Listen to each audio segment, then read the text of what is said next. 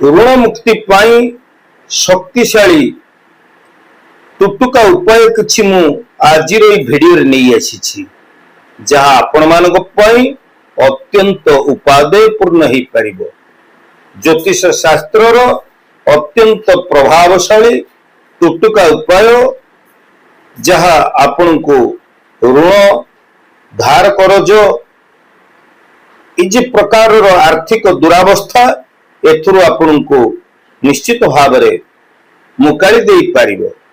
तेबे मु जने ज्योतिषी हिसाब रे आपण को कहबा को चाहिबी जे ए जे ऋण कर्ज आमे करिथाउ धार कर्ज करिथाउ ऋण भार रे बुड़ी जाइथाउ एवं ऋण को परिशोध करिवा पई आम निकट रे समस्या देखा जाए। यार मुख्य कारण थाए जन्म कुंडली रे आमर शनि मंगल राहु बृहस्पति ये सब ग्रह गुड़िक यदि अशुभ स्थिति रे थांती अशुभ दशार फल प्रदान करुथांती तेबे आर्थिक समस्या ऋण भार एवं अस्थिरता आसी थाए। तेबे आज भिडियो रे आमे आलोचना करिबा ग्रह मानकर किभଳି संबंध रहिछि एई ऋण कर्ज पाई एमानकर केमिति रहिछि प्रभाव। शनि गोटे क्रूर ग्रह जे आमको ऋण भार रे बुड़ेई देई थाए आर्थिक धनागम को अटकेई देई थाए बा आर्थिक अवरोध आनी देई थाए। आउ गोटे होछि राहु दोष।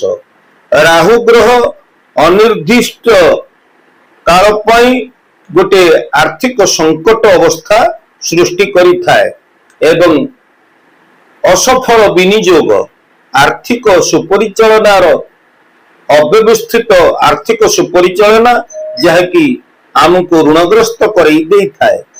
आउ गोटे क्रूर ग्रहटी रहउचंती मंगल ग्रह जो मंगल ग्रह आमको विभिन्न प्रकार ऋण कर्ज बुड़ेई दबा सहित ऋण परिशोध करिबारे यह आर्थिक अवरोध करिथाए एवं वाद विवाद सम्मान हानि मध्य करैथाए। आउ गोटे प्रमुख ग्रह रहउचंती हमर बृहस्पति ग्रह जो ग्रह आमर आमको अर्थागम करिबा पई दियंती नाही जहा फल कि मध्य आमे आर्थिक संकट भितर को ठेली होई जाइथाउ। तेबे शनि शांति पई आमे जदि कला तिल प्रत्येक शनिवार रे आमे तिल तेल रो दीपटिए शनि महाग्रह को उद्देश्य रे जो प्रज्वलित करिबा ओम शनिदेवाय मंत्र एई मंत्र को जदि 108 थर पाठ करिबा ताहले शनि भली ग्रह निश्चित भाव में अनुकूल अवस्था को आसंती। ता छड़ा मंगल ग्रह पाई जदि आमे हनुमान उपासना करिबा शनि मंगल दोष तो निश्चित भाव में एथिरे दूर हेबे। तेबे शनिवार मंगलवार रे आमे नियमित भाव में हनुमान चालीसा पाठ करिबा दरकार। लाल फूल हनुमान को अर्पण करिबा दरकार। मंगलवार दिन चना एवं गुड़ टिके प्रसाद हनुमान को लगेगा दरकार।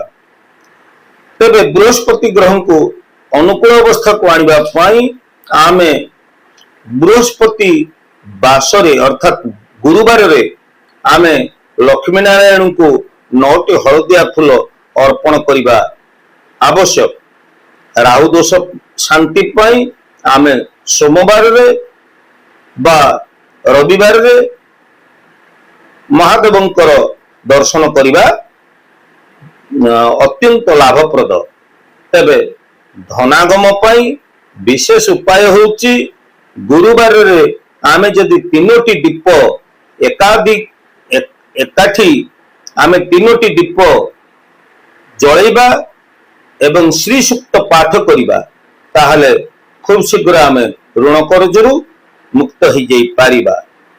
गोमाता को जदि आमे सामान्य टिके गुड़ सहित सामान्य टिके हलदी मिसेई आमे गुड़टिए खाइबा को दबा ताहले मध्य आमे प्रार्थना करिबा गोमाता को एई ଋଣ କରଜରୁ ମୁକ୍ତ ହେବା ପାଇଁ, ତାହେଲେ ମଧ୍ୟ ଆମେ ଋଣ କରଜରୁ ଖୁବ ଶୀଘ୍ର ମୁକ୍ତି ହେଇପାରିବା। ଆଉ ହଁ, ଆମର ଯେଉଁ ବ୍ୟକ୍ତିମାନେ ଋଣ ଭାରରେ ରହିଛନ୍ତି ସେମାନେ ଏହି ଉପାୟ ଗୁଡ଼ିକୁ ଯଦି ନିୟମିତ ଭାବରେ ଏହି ଉପାୟ ଗୁଡ଼ିକୁ କରନ୍ତି ତାହେଲେ ଗ୍ରହ ଶାନ୍ତି ହେବା ସହିତ ଧନ ସମୃଦ୍ଧି ଆସିବ। ତେବେ ଯେଉଁମାନେ ଋଣ ମୁକ୍ତି ପାଇଁ ଚାହୁଁଛନ୍ତି ତାଙ୍କର ଦୁର୍ବଳ ଗ୍ରହକୁ ସବଳ କରିବା ପାଇଁ ବା ପୀଡ଼ିତ ଗ୍ରହଙ୍କର ତାଙ୍କୁ ଅନୁକୂଳ ଅବସ୍ଥାକୁ ଆଣି କିଛି ଉପକାର ପାଇବା ପାଇଁ, ତାହେଲେ ନିଶ୍ଚିତ ଭାବରେ ମୁଁ କହୁଥିବା ତଥ୍ୟ ଗୁଡ଼ିକୁ ଆପଣ ପାଳନ କରନ୍ତୁ। ତେବେ ସନ୍ଧ୍ୟା ବେଳେ ଘରର ଉତ୍ତର ପୂର୍ବ ଈଶାନ୍ୟ କୋଣରେ ଯଦି ଆମେ ଦୀପଟିଏ ପ୍ରଜ୍ୱଳନ କରିବା ଏବଂ ଓମ୍ ଶ୍ରୀ ମହାଲକ୍ଷ୍ମୀ ନମ ଏହି ମନ୍ତ୍ରକୁ 108 ଥର ଜପ କରିବା, ତାହେଲେ ନିଶ୍ଚିତ ଭାବରେ ଆମେ ଖୁବ ଶୀଘ୍ର ଋଣ ଭାରରୁ ମୁକ୍ତ ହେଇଯାଇପାରିବା। ହଳଦିଆ ରଙ୍ଗର ଫୁଲ ଏବଂ ଚାଉଳ ଯଦି ଆମେ ପ୍ରତ୍ୟେକ ଗୁରୁବାରରେ ବିଷ୍ଣୁଙ୍କ ମନ୍ଦିରରେ ଦବା ତାହେଲେ ଅର୍ପଣ କରିବା। 21ଟି ଅକ୍ଷତ ଏବଂ ହଳଦିଆ ରଙ୍ଗର 9ଟି ହଳଦିଆ ରଙ୍ଗର ଫୁଲ ଯଦି ଆମେ ଭଗବାନ ବିଷ୍ଣୁଙ୍କୁ ଅର୍ପଣ କରିବା ଗୁରୁବାରରେ, ତାହେଲେ ମଧ୍ୟ ଆମେ ଖୁବ ଶୀଘ୍ର ଲକ୍ଷ୍ମୀ ନାରାୟଣଙ୍କୁ ଅର୍ପଣ କଲେ ଆମେ ମଧ୍ୟ ଖୁବ ଶୀଘ୍ର ଋଣ ଭାରରୁ ମୁକ୍ତ ହେଇପାରିବା। ତେବେ ଦର୍ଶକ ବନ୍ଧୁ, ଧନାଗମ ପାଇଁ ଆମେ ଗୋମାତାଙ୍କର ସେବା କରିପାରିବା, ହନୁମାନ ଚାଳିଶା ପାଠ କରିପାରିବା। ବାସ୍ତୁ ଶାସ୍ତ୍ର ପୃଷ୍ଠଭୂମିରେ ଯଦି ଆମେ ବିଚାର କରିବା ତାହେଲେ ଘରର ଉତ୍ତର ଦିଗକୁ ଆମେ ସଫା ଏବଂ ଆଲୋକିତ ରଖିବା ଏବଂ ଆମର ଶୁକ୍ରବାର ସନ୍ଧ୍ୟାରେ ନିଶ୍ଚିତ ଭାବରେ ଆମେ ଘରର ମୁଖ୍ୟ ଦ୍ୱାର ସମ୍ମୁଖରେ 3ଟି ଦୀପ ଆମେ ପ୍ରଜ୍ୱଳିତ କରିବା। ମା ଲକ୍ଷ୍ମୀଙ୍କୁ ଆମେ ସନ୍ଧ୍ୟା କାଳରେ ଚନ୍ଦନ ଏବଂ ଫୁଲ ଅର୍ପଣ କରିବା, ଶ୍ରୀ ସୂକ୍ତ ଶ୍ରଦ୍ଧାର ସହିତ ପାଠ କରିବା, ଏହା ଅତି ଫଳଦାୟୀ। ତେବେ ଏହି ସରଳ ଉପାୟ ଗୁଡ଼ିକୁ ଆପଣଙ୍କ ଘରର ନେଗେଟିଭ ଏନର୍ଜି, ଏହି ସରଳ ଉପାୟ ଗୁଡ଼ିକୁ ଯଦି ଆପଣ ପାଳନ କରନ୍ତି ତାହେଲେ ଘରର ସମସ୍ତ ନେଗେଟିଭ ଏନର୍ଜି ଦୂର ହୁଏ, ଗ୍ରହ ଦୋଷ ଶାନ୍ତ ହୁଏ, ଧନ ଏବଂ ସୁଖ ସମୃଦ୍ଧି ଆମ ଘରକୁ ଆକର୍ଷିତ ହେଇ ଆସେ। ନିୟମିତ ଭାବରେ ଏହି ଉପାୟ କଲେ ନିଶ୍ଚିତ ଭାବରେ ଆମେ ଋଣ କରଜରୁ ମୁକ୍ତ ହେଇପାରିବା। ତେବେ ଯେଉଁମାନେ ଧନର ଅଭାବ, ଋଣ ଭାର ଏବଂ ଅସ୍ଥିରତା ମଧ୍ୟରେ ରହିଛନ୍ତି ସେମାନେ ଏହି ଟୁଟୁକା ଜ୍ୟୋତିଷୀୟ ଉପାୟ କରିକି ମଧ୍ୟ ଖୁବ ଶୀଘ୍ର ଫଳ ଲାଭ କରିପାରିବେ। ତେବେ ଶନିବାର ଦିନ କି ପ୍ରକାର ଟୁଟୁକା ଉପାୟ ଆପଣ କରିବେ? ଶନିବାର ଦିନ ଆପଣ ତିଳ ତେଲ ଯଦି ଜ୍ୱଳନ କରି ଓಂ ଶନିଦେବାୟ ମନ୍ତ୍ର 108 ଥର ଜପ କରନ୍ତି ତାହେଲେ ଆର୍ଥିକ ସ୍ଥିରତା ଆସିବ, ଋଣ ଦୋଷରୁ ଆପଣ ନିଶ୍ଚିତ ଭାବରେ ମୁକ୍ତି ପାଇପାରିବେ। କଉଡ଼ି, ଆପଣ ମାନେ ସମସ୍ତେ କଉଡ଼ି ସହିତ ପରିଚିତ। ଆମେ ଯଦି ଗୁରୁବାର ଦିନ 7ଟି ଗୋମତୀ ଚକ୍ର 11ଟି କଉଡ଼ିକୁ ଆଣି ଏହାକୁ ହଳଦୀ ଜଳରେ ଧୋଇ ମା ଲକ୍ଷ୍ମୀଙ୍କ ପାଖରେ ହଳଦିଆ ବସ୍ତ୍ରରେ ଏହାକୁ ରଖି ଶ୍ରୀ ସୂକ୍ତ ପାଠ କରିବା, ଧୂପ ଦୀପ ଆଦି ଦେଇ ଯଦି ଶ୍ରଦ୍ଧାର ସହିତ ଶ୍ରୀ ସୂକ୍ତ ପାଠ କରି ଏହାକୁ ବାନ୍ଧିକି ଯଦି ଆମର କ୍ୟାଶ ବାକ୍ସ ବା ଟ୍ରେଜେରୀରେ ଆମେ ରଖିଦେବା ତାହେଲେ ମଧ୍ୟ ଏହା ଦ୍ୱାରା ଧନ ବୃଦ୍ଧି ହେବ।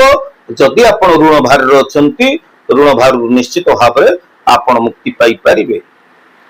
ଆଉ ଗୋଟେ ଧନ ଲାଭ ପାଇଁ ଆଉ ଗୋଟେ ଉପାୟ ମଧ୍ୟ ରହିଛି, ପ୍ରଭାବଶାଳୀ ଉପାୟ, ଯେ ଶନିବାର ସକାଳେ ଏକ ଲିମ୍ବ ଗଛ ରୁ ଖଣ୍ଡିଏ ଡାଳଟି ଆପଣ ନେଇ ଆସନ୍ତୁ, ଏହାକୁ 4 ଖଣ୍ଡ କରି ଛୋଟ ଛୋଟ କାଠି ଆପଣ 4 ଖଣ୍ଡ କାଠି ଯୋଗାଡ଼ କରନ୍ତୁ, ନିମ ଗଛର କାଠି, ଏବଂ ପରବର୍ତ୍ତୀ ପ୍ରତ୍ୟେକ ଖଣ୍ଡ ନିମ କାଠି ଉପରେ ଆପଣ ଟିକେ ଟିକେ ଗୁଡ଼ ରଖନ୍ତୁ ଏବଂ ଘରର 4 କୋଣରେ ଏହାକୁ ଆପଣ ପୋତି ଦିଅନ୍ତୁ।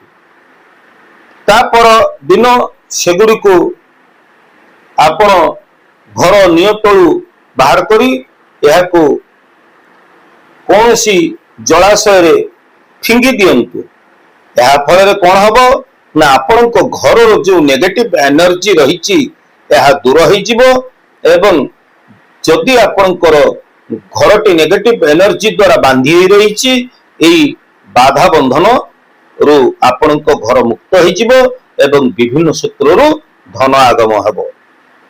ଶ୍ରୀ ଯନ୍ତ୍ର ଗୋଟେ ରହିଛି ମା ଲକ୍ଷ୍ମୀଙ୍କର ଯନ୍ତ୍ର। ଶୁକ୍ରବାର ଦିନ ଶୁଭ ମୁହୂର୍ତ୍ତରେ ସନ୍ଧ୍ୟା କାଳରେ ଶ୍ରୀ ଯନ୍ତ୍ର ସ୍ଥାପନ କରନ୍ତୁ ଏବଂ ଏହାକୁ ଗଙ୍ଗା ଜଳ ସିଞ୍ଚନ କରି ଶ୍ରୀ ସୂକ୍ତ ପାଠ କରନ୍ତୁ।